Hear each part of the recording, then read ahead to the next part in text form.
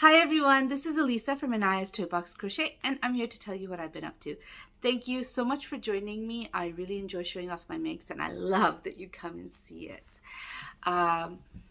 You can find me on social media as Anaya's Toy Box. I am on Instagram, on Facebook, on Etsy, and Ravelry. All links are linked down below. Okay, so what have I been up to? That's my son. It's not as dramatic as last week. Last week, I don't think I crocheted a little less this week, but last week, I mean, I finished a bunch of projects that I was working for a little bit. And so it was very dramatic last week. This week is not as dramatic. I have 4 projects to show you. And the first one I'm going to show you is this. This is a doll that I finished making. This is a pattern by Erica Du. It'll be linked down below. I believe her name is Poppet if you buy her individually on Ravelry. I got her because the designer made a book on her dress-up doll, which is this doll, and she gifted it to all her testers. So technically everything should be able to come off, but I don't know, putting the jacket back on, once you take it off, it will be hard. The shoes do come off. They're hard to put back on, and that is on purpose because otherwise they'll just fall off. Let me just stick it back on. All right, I got it. I finished her. I made her. This is a stitch that I really wanted to try out, so that's why I made the pattern. And I changed up the beret. So she has a pattern for the beret. Whoops. She has a pattern for the beret, and I wasn't liking how it looked. So I did my own thing, and I did sew it onto the doll so it does not come off. Yeah, this is what she looks like. This is on my Ravelry. I call her Strawberry Girl. But if you are interested in making her, the link for the pattern will be down below. So that's my first FO. I have 2 FOs. And my second FO, if I could get this girl to stand, thank you, is a scrap basket. I mean, I just finished that blanket. I used scraps for the blanket, or I should say working yarn for the blanket, but if I didn't feel I had enough to finish the round, I cut the yarn. And so I had to do something with that leftover yarn, and this is what I did. I made another scrap basket. This is how this one looks like. There's a lot of pinks and purples. Yeah. It took me a little longer to make this one because I was very distracted. I was making this one and this one and that one and that one all at the same time. But usually I could whip this out in a couple of hours, maybe 3. Maybe not 2, maybe 3. This one took me a little longer just because, I don't know, I was just wanting to work on a lot of projects at the same time. But anyways, those are my 2 FOs. I told you I only have 4 projects to show you. 4 and, oh no, 5. And my turbulence. So this is my dabbling hook bag. This is my first whip that I'm going to show you. I worked very little. Well, I did work on it, but not so much. I'm not going to show you the whole shawl, but this is how much I worked up. This is the turbulence shawl from Expression Fiber Arts. I made this amount of rows. I tried, but I wasn't quite able to do 1 row a day because I got caught up on other stuff. I will continue to try to do 1 row a day so that, you know, this doesn't stay as a whip forever. It's already been a whip for a long time. But anyways, this is in my dabbling hook bag. I only have 1 set of these Chaigu needles, and these are Chaigu needles, and it's 4 millimeters. And I'm using 2-weight yarn, I think, or 1-weight yarn, and it's Alize Ombre Batik, or just Ombre. Now I'm gonna have to check because I don't know. Let me look. I don't want to pull out the skein because it's starting to get a little. Yeah, Alize Diva Ombre Batik. It's acrylic yarn. It feels really nice for an acrylic. It doesn't feel like a typical acrylic. Okay, so that's my first one to show you. My second one, the shawl. I love, love, love the design. The design is amazing. It's from Creative Grandma. And, ooh, did I just unravel it? No. Okay, good. I didn't unravel it. I love it. Look at that texture. Isn't that gorgeous? My problem is that I made a mistake and didn't notice until a long time later. This is the mistake. See that? How things, I increased there and then I increased again somewhere else. But I think that's the main one. I increased there. Oh, and I increased here. I increased here and I increased there.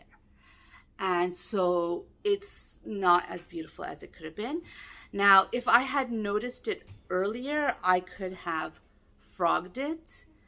But this yarn is super, super hard to frog. And while you can frog a little bit, I would not risk frogging an entire as much as I had. But anyways, I finished up one cake and I start on my second. I was here when I last showed it to you and I'm about here. I am about ready to finish. I think I'll work 2 or 3 more rows and I'll finish it up so I can start on the border. Before I start on the border, I'm going to try to do something about this. I'm thinking what I might do is work this way and, you know, just add, I'm not sure if I'm going to add single crochet or more of the textures. I feel like I should add single crochets because this has a single crochet border already in it. So I could add single crochets to make it even. That's what I am thinking I might do. But yeah, I have to fix this. I'm almost done. And I'm glad I'm almost done because I really do want to finish this project and have it gone. This yarn is soft. It's a Caron crystal cake. I'm on my second cake and it's going nicely. I just need to figure that out, the bumpies, and then do the border and then I'll be done. So hopefully next week or maybe now the week after, depending on how, sometimes with this project, because I made those mistakes, I get super frustrated with it and I just don't want to work on it because I'm frustrated with it.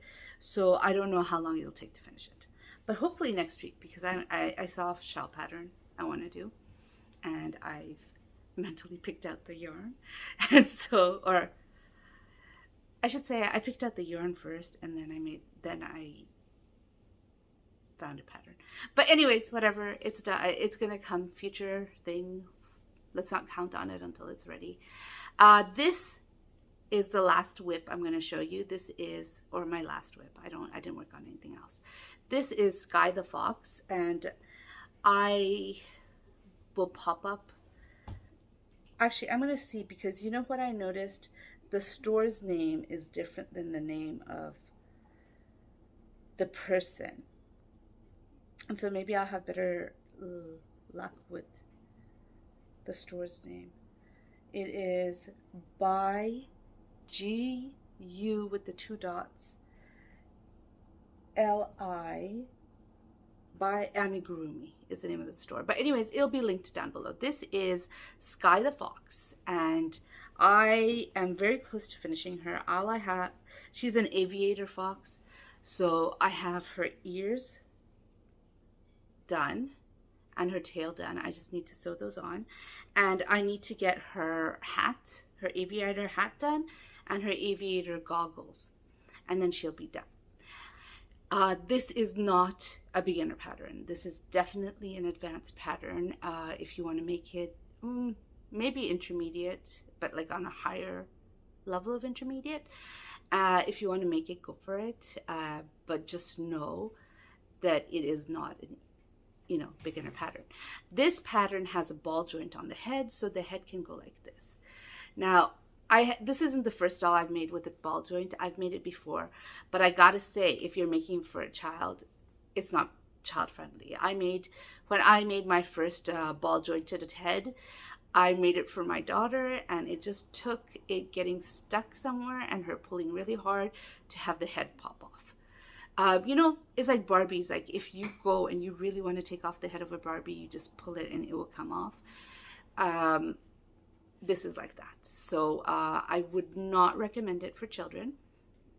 I would say this is, or with children who play rough. My daughter did not play rough though. She was very gentle with her toys. It just got stuck and she pulled it out and the head popped off. And then I had to do some surgery on that. So if you would, I would say it's a display pattern more than it is a pattern that you would give to a child. So I don't know if you remember, I don't know, can you tell that I used two different yarns? Like I wanted a red that was similar to the shade as the skin of the fox or the fur of the fox or whatever you want to call it. And I didn't have enough. I had two colors that were really, really similar, and I used both of those colors as the skin. So the head is the Mermaid's Purse yarn in the colorway Garnet. That was misnamed. This is not garnet colored. But anyways, in the colorway Garnet, and so I did the head, the neck, and the hands in the Mermaid's Purse yarn, and the legs, the body, which you cannot see, the tail, the ears are also the Mermaid's Purse yarn in a Lamia mini cottony, those bonbons. I did the body and the legs with that. You could, if the sun is shining on it, you could tell. I don't think you'll be able to tell so much now because so much of the body is covered now that she's wearing these pants. But you could tell that the colors are slightly different, especially with the pants off because the hands are right close to the body. But right now, I don't know if you can tell. Can you tell that this is a different color than this? I don't know. I've decided I am going to sew. I kept a tail because I've decided I am actually going to sew the pants onto the body because you have to sew the tail onto the pants, and I don't like the idea of, oh, let's do a dress-up thing, and you take off the pants and the tail comes off with it. So I'm going to actually sew the pants onto the body. That is my intentions. I will do it. The thing with color changing yarns, the problem with color changing yarns is this is the same skein of yarn, but the sleeves look different. It's okay. It's fine. I do like the way she's turning out. She is super cute. I am not regretting my decision to use DK cotton because really amigurumi looks so much better in DK cotton. At first I was going to make it with worsted weight yarn, but you know, I decided let's do it with DK cotton, and I am so glad I did. She looks amazing so far. I can't wait to get her done. I am working on her hat right now. Yeah, I'm working on her hat right now. So the yarns here that I used, I used all different brands. So this yarn and this yarn is the same. The white here is Premier Afternoon Cotton. The brown is Hobie 86. And this is Neko, but I forgot exactly what type of yarn it is. Like what, it's the Neko brand. I just forgot the name of it. But yeah, it's down there. I'm just not gonna, I have to dig for the label because I have a basket, like it's right there, where I put the yarn I'm working on that needs to be wound up again because I don't like messy yarn, so I don't keep skeins that are floppy. I cake them up. And so I have a basket with yarn that needs to be caked up, and the labels are in there. And I'm not gonna fish it out right now. But anyways, she's almost done. Hopefully next time you'll see her. She has legs that fold, and her body can go like this, but I don't know what happened. I've done this before plenty of times, but this one seems to want to bend this way more than this way. It's kind of, I don't know, freaky looking when you look at it, when it bends the wrong way. But it's okay, it bends both ways, so it could just be the angle I'm holding the doll. Anyways, she's almost done. I like her. This is one of the patterns that I bought, like when I broke my goal of only buying patterns when I'm ready to work with it.